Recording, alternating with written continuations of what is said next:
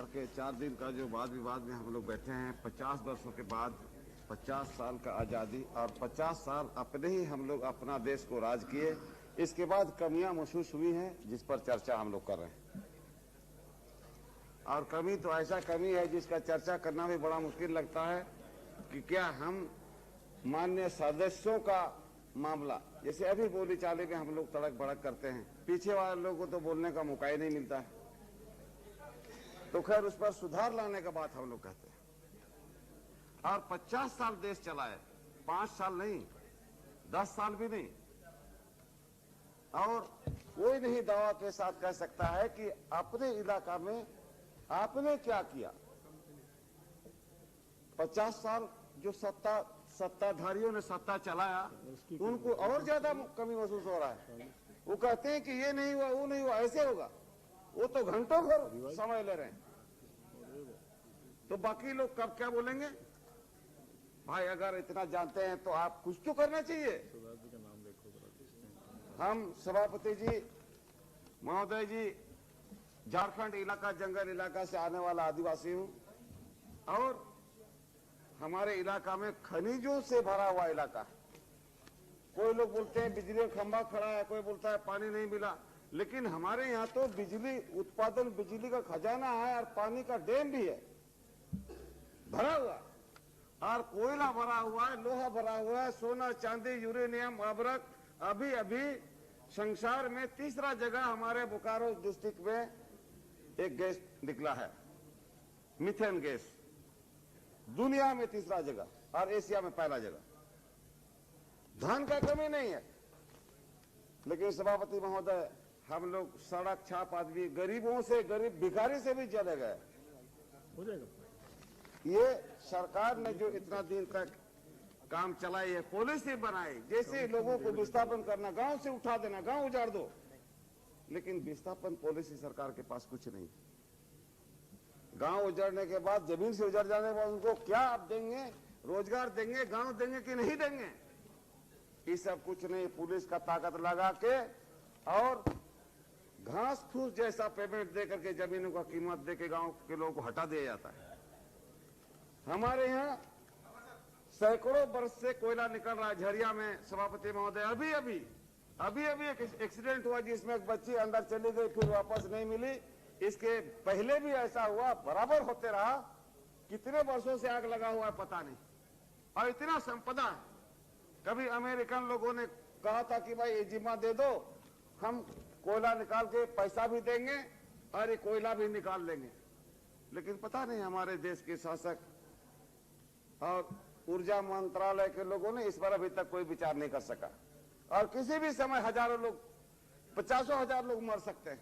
कहता है नीचे बिल्कुल गड्ढा, कोयला निकाल लिया गया और आग लगा हुआ, उसके अंदर बालू नहीं दिया गया।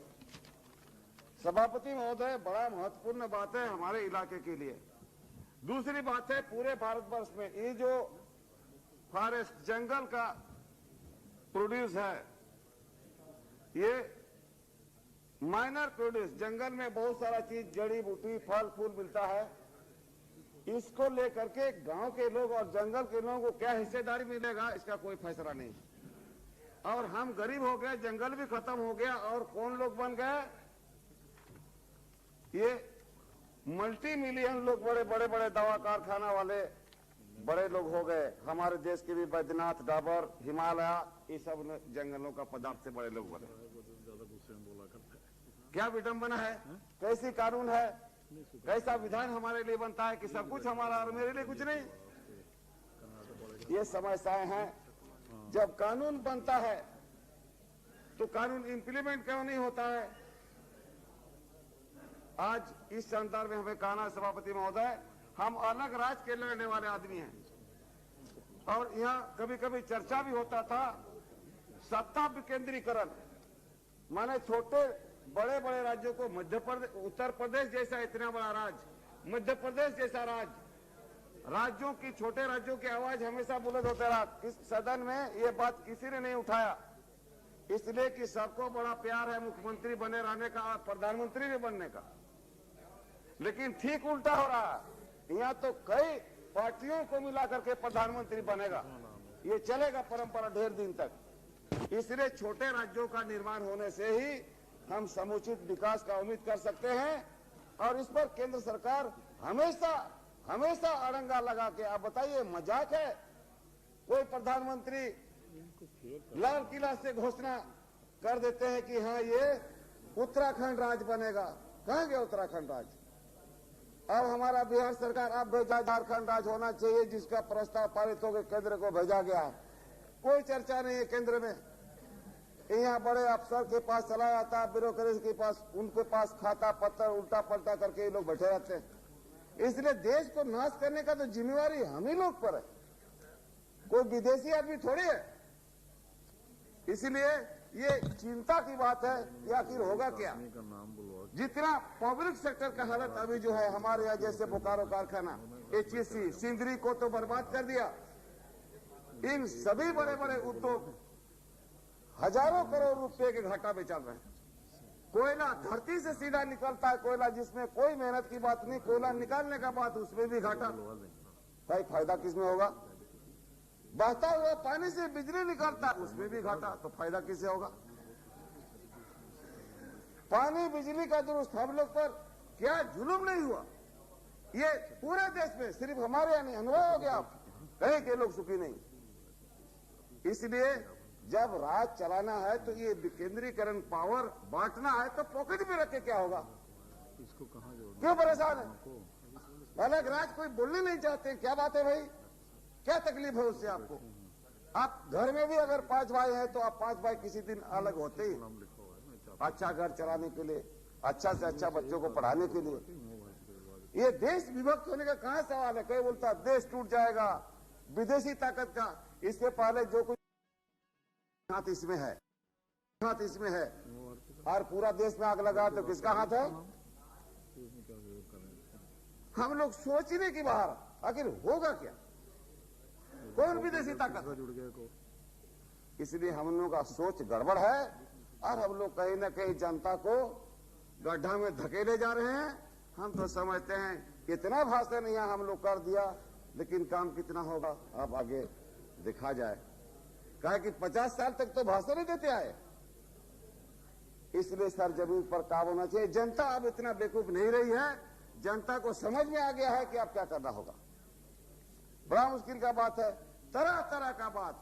अब हम लोग यहाँ पर क्या, अभी बहुत पेपर वाले पूछते रहते कि भाई भ्रष्टाचार कैसे बंद होगा, ये प्रधानमंत्री सेल बनाए हैं। हम बोले बहुत अच्छा बात है भ्रष्टाचार, लेकिन भ्रष्टाचार कौन है, भ्रष्टाचार कैसा है, वो किस प्रकार का जंतु है, उसका पहचान होना चाहिए ना। हल्ला करने से नहीं होगा। सब खबर कागज में भ्रष्टाचार भ्रष्टाचार भ्रष्टाचार। क्या है भ्रष्टाचार भाई? भ्रष्टाचार के कहीं कोई पहचान नहीं, यार हम लोग चिल्लाए जा रहे हैं भ्रष्टाचार। अच्छा, और सभापति महोदय, बेरोजगारी, नौकरी देकर के बेरोजगारी का हल कभी होने वाला? और भारत वर्ष जैसे जगह में यहाँ बंजर भूमि है, जंगल उजड़ गया, और सारे नौजवान लोग नौकरी के लिए लाइन लगाए रखे हैं। नौकरी का माने क्या है? मोटा मोटी नौकरी का माने है बैठ के खाने का धंधा, हम कोई मेहनत नहीं करेंगे। आज हम लोग पंजाब हरियाणा को क्यों बोलते रहते हैं कि लोग अनाज उपजाया, देश को खिलाया, तो बाकी जगह क्या आग लगा हुआ है? बाकी जगहों पर भी हो सकता है। हमारे झारखंड में धरती के नीचे जितना धन है, ऊपर भी उतना धन उग सकता है। सिर्फ पानी का मामला है, और लिफ्ट इरिगेशन योजना के द्वारा जितना बना, पठारी इलाका में लिफ्ट ही जा सकता है पानी ऊपर। अफसरों ने बनाया, उसके बाद फिर मीटिंग करके उसको खत्म कर दिया। बोला कि नहीं, सक्सेसफुल नहीं हुआ। 5 लाख 10 लाख 8 लाख खर्चा किया, सक्सेसफुल नहीं हुआ। हर एक गांव में 50 कुआं 40 कुआं चापाकल पूरा गाड़ दिया, 30-40 हजार रुपया खर्चा हुआ, मुंडी नहीं लगा।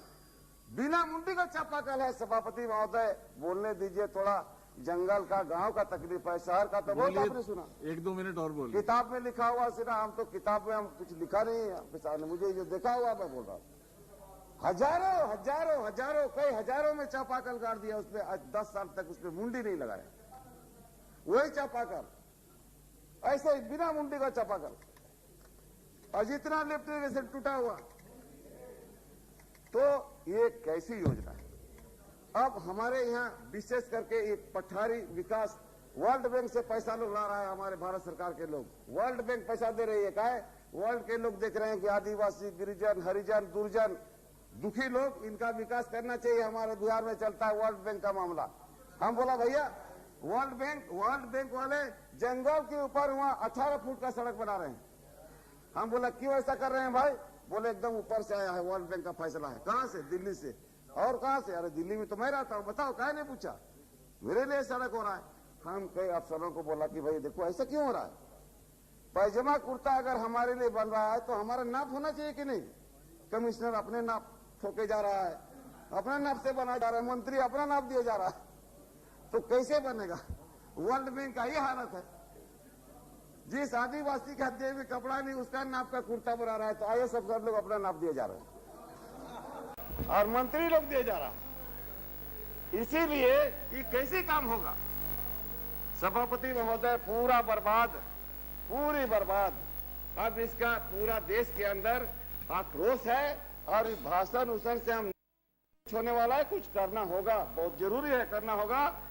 आज आजादी का बात हम लोग बोलते हैं, आज गांव में कोई आदमी नहीं जानता आजादी किस चिड़िया का नाम है। चलिए हम आपके सामने बता दें, कोर्ट कचहरी बोलता थाना, वो तो थाना तो हुजूर मार मार। कोर्ट जिसका पैसा उसी का कोर्ट है। कितने लोग हैं? 95 और 5 हम लोग चिल्ला। जब तक आदमी शिक्षा दीक्षा में नहीं जाएगा, नहीं पढ़ाया जाएगा, अनिवार्य शिक्षा नहीं लागू होगा, जिसको बड़ा बुद्धि से आदिवासी, हरिजन, गरीब लोगों को पढ़ने नहीं दिया, नहीं पढ़ने दिया गया। यही आप हमारा देश का हाल है। इसलिए कौन व्यवस्था होगा इसको सोचना चाहिए। और सुप्रीम कोर्ट जब बोल रहे हैं कि 12 साल 14 साल तक का फ्री पढ़ाई, तो फ्री पढ़ाई करना ही पड़ेगा, और नहीं तो समता नहीं आ सकता है, समानता कभी नहीं आएगा। मनुष्य के अंदर जो समान है, समता पार्टी नहीं भाई, समानता नहीं आएगा। हम लोग जहां के तहां रहेंगे और लुटाते रहेंगे। इसलिए आज जहां तहां आक्रोश है और हमारे तरफ तो पूरा आग लगा हुआ है। कहीं उग्रवादी है, कहीं बम चल रहा है, 10-20 लोग रोज मारे जा रहे हैं। 1 मिनट में खत्म कर दूंगा पीने का पानी। धन्यवाद कर दूं। शिक्षा का विशेष कर कहना सभापति महोदय, ये केंद्र सरकार को पूरे देश में एक कानून बना देना चाहिए। अभी तो प्राइवेट स्कूल सारा चल रहा है सब जगह, और जिसका कोई पैसा नहीं दे सकता अपने बच्चों को पढ़ाने के लिए। इसलिए एक किस्म का पढ़ाई हो, और पढ़ाई सिर्फ डिग्री के लिए नहीं हो, पढ़ाई आज के युग में कमाने खाने वाला टेक्निकल मैकेनिकल का पढ़ाई होना चाहिए, जिसमें लोगों को रोजगार मिले। और पशुपालन दुनिया का विभाग है, जो सरकार काम करने चाहेगी तो लोगों को रोजगार मिल सकता है। मैं अपना वक्तव्य समाप्त करता हूँ। बहुत बहुत धन्यवाद। धन्यवाद।